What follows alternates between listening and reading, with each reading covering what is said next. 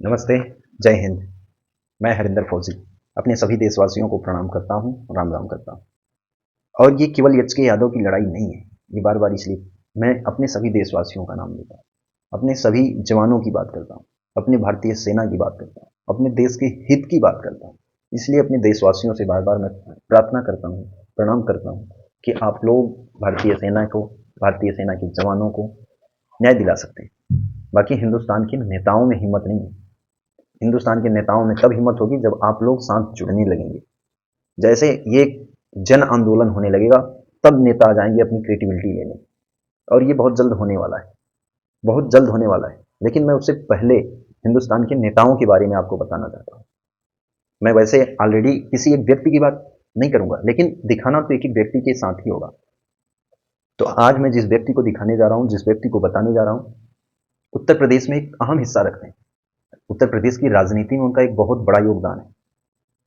लेकिन बात एक ही व्यक्ति से ही आएगी। आपको पता है कि आज मैं हिंदुस्तान नामर्द नेताओं का देश हो गया है, बिल्कुल दावे के साथ कहता हूं और गले में टांग करके घूमता हूं। क्यों? क्योंकि हर नेताओं के पास मैं गया हूं, हर नेताओं को मैंने ये बैनर ऐसे करके दिखाया है, सोशल मीडिया पे मैंने लोगों से पूछा है, लेकिन किसी ने आगे आकर के कोई ये नहीं कहा कि नहीं, हिंदुस्तान नामर्द नेताओं का देश नहीं है, हम हैं नेता। सोचिए कितने नेता हैं हिंदुस्तान में, लेकिन सारे की बोलती बंद कर दी हमने। सारे की बोलती बंद हो जाती है, इसलिए मेरे को कहना पड़ता है। मैं आपको आज एक नेता का सुनाऊंगा जिनसे मेरी पहली बार बात हुई थी। एक बहुत बड़े नेता से मेरी फोन पे बात हुई थी, सोचिए। और मैं उस टाइम पे मुझे ज़्यादा कुछ पता नहीं था। मैं उनसे यही बस कहा था कि इस तरीके से हमारे साथ हो रहा है शोषण अत्याचार, और कुछ मीडिया वाले आए हैं, जो सारी बातें मैं आप सुनिए कि नहीं मैं किस तरीके से उनसे, क्योंकि उस टाइम पे मुझे कुछ पता नहीं था कि सर हमारा कोई समर्थन नहीं कर रहा, हमारा कोई सपोर्ट नहीं कर रहा है, और कुछ मीडिया वाले आए हैं, उनको दबा दिया जा रहा है। तो देखिए किस तरीके से, क्योंकि हमें पता नहीं था कि ये लोग किस तरीके से हमारे देश के साथ राजनीति कर रहे हैं, लोगों के साथ राजनीति कर रहे हैं। अब वो चेहरा, वो नाम है हमारे उत्तर प्रदेश के एक ओम प्रकाश राजभर महोदय जी। बड़े बहुत बड़े नेता हैं और उनका एक वर्चस्व है। अभी आज मंत्री भी हैं। जब मैं उस टाइम पे मिला था उनसे, तो उन्होंने कहा था कि सरकार से लड़ना बहुत मुश्किल है। तो मैंने उनसे कहा था, सर सरकार से लड़ना, हम सरकार से कहाँ लड़ रहे हैं, हम तो ये कह रहे हैं कि इस तरीके से सिस्टम चल रहा है सर, इसकी जांच हो जाए। तो उन्होंने कहा कि ठीक है, एक लेटर दे दीजिए, मैं रक्षा मंत्री को लिख दूंगा। और तमाम लेटर मैंने दे दिया था, लेकिन कुछ नहीं हुआ। तो इसलिए आज ये ऐसे ही मैंने ऐसे गले में लटका नहीं लिया कि नहीं, हिंदुस्तान नामर्द नेताओं का देश है। तो वो चीज़ें आप लोगों को बताने के लिए मैं आपको सुनाना चाहता हूँ, क्योंकि मैं उस टाइम पे मेरे साथ इस तरीके से हादसा हो रहा था। मेरे पास सभी के कॉल रिकॉर्ड पड़े हुए हैं। मैंने जहाँ जहाँ मदद मांगी थी, मेरे पास सभी के कॉल रिकॉर्ड पड़े हुए हैं। और मैं रोज एक एक लोगों की बातों को आपको सुनाऊंगा, किस तरीके से मैंने हर दरवाजा खटखटाया हिंदुस्तान का, हिंदुस्तान के हर उन लोगों का दरवाजा खटखटाया जहाँ पे कि नहीं, ये बहुत सच्चा आदमी है, ये बहुत अच्छा आदमी है, ये देश के हित की बात करता है। मैं वहां पे पहुंचा हूँ। और सुनिए आप क्या कहते हैं माननीय ओम प्रकाश राजभर जी, जो एक बहुत बड़े नेता हैं उत्तर प्रदेश में, जिनकी एक वैल्यू है, अहमियत है, जिनसे मैं मिलता हूँ और उनसे फ़ोन पे भी बात करता हूँ। लेकिन सोचिए रिस्पॉन्स कुछ नहीं, और आज मंत्री भी हैं। सुनिए। जय।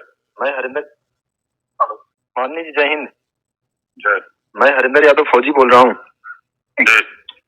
ये जौनपुर से मैं कुछ फौज में कल पेपर में न्यूज आई होगी एक, तो परसों मेरा वो इंटरव्यू हुआ था, न्यूज वाले आए थे कुछ। हाँ। तो उन चीजों को रोक दिया गया है, कोई अभी समर्थन सपोर्ट मेरा नहीं कर रहा है। मैं बहुत प्रताड़ित किया गया हूँ, जिसकी वजह से मैं थोड़ा, आपका नंबर मुझे मिला है, क्योंकि हमारे यहाँ के विधायक जी हैं जो, तो मैं वहां भी गया था, तो इसलिए मैं थोड़ा सा आपके पास आपका हमारे यहाँ पे हैं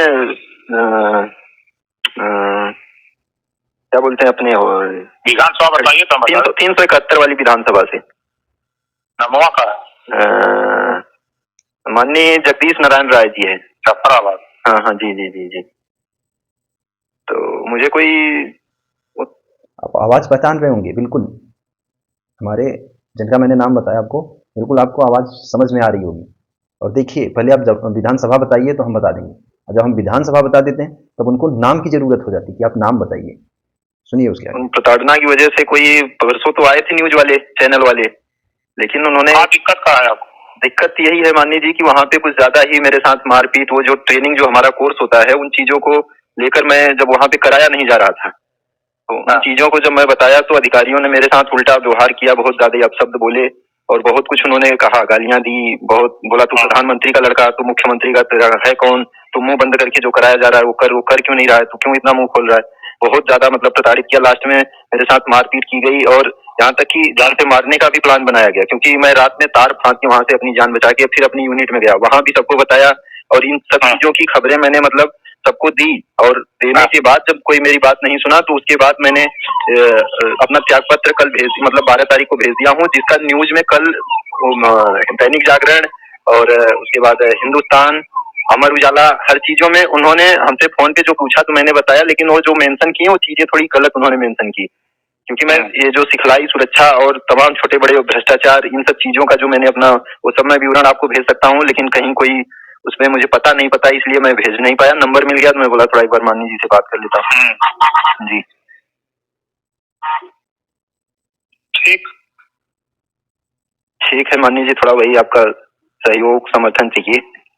ठीक ठीक है, जय हिंद। सोचिए, ये 2023 की बात है, मार्च 2023 की।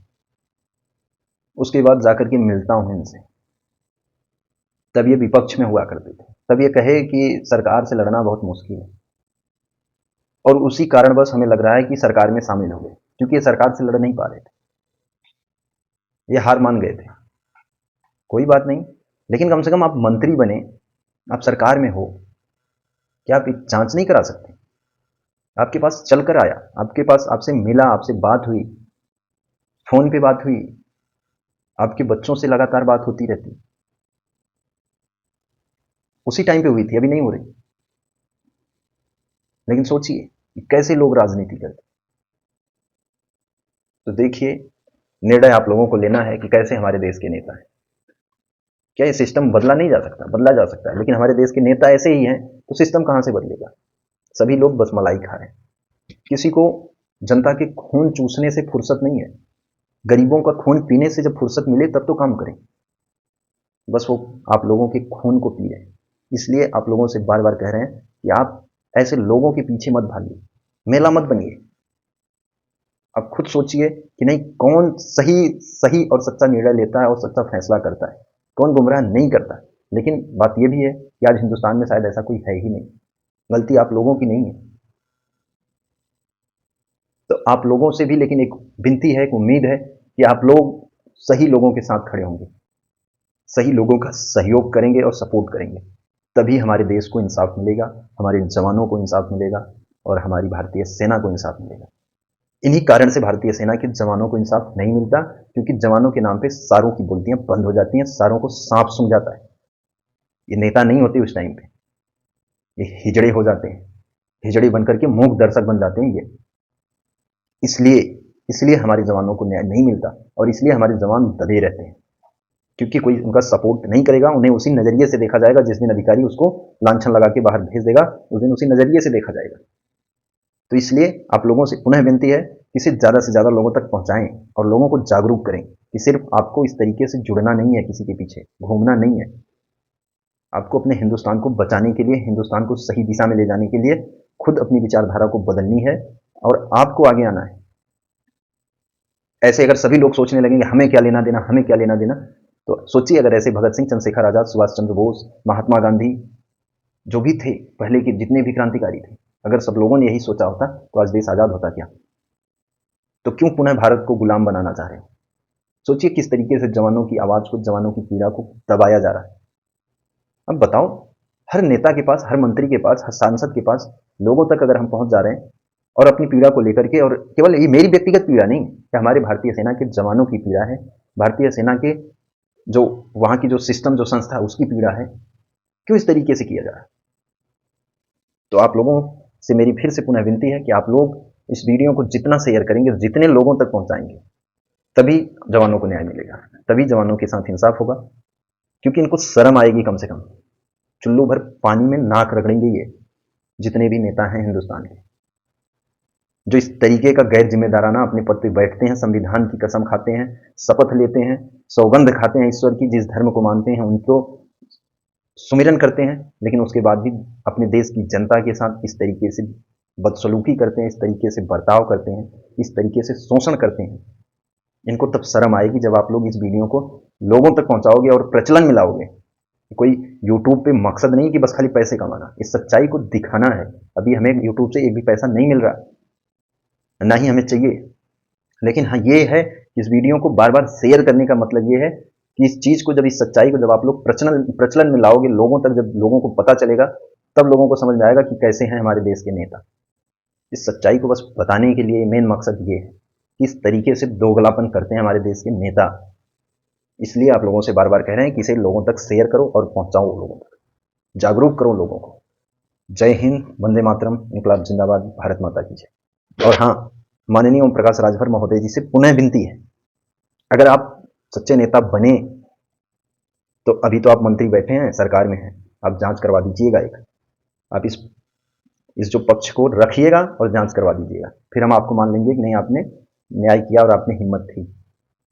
इसीलिए आपके लिए ये वीडियो बनाया है, और ऐसे तमाम अभी जितने भी लोग हैं सबके लिए वीडियो बनाता रहूँगा, क्योंकि मैं जिसके जिसके पास गया हूँ, जिससे जिससे मिला हूँ, जिससे जिससे बात हुई है, उसकी सारी चीज़ें मैं आगे एक एक करके आप लोगों को दिखाऊंगा।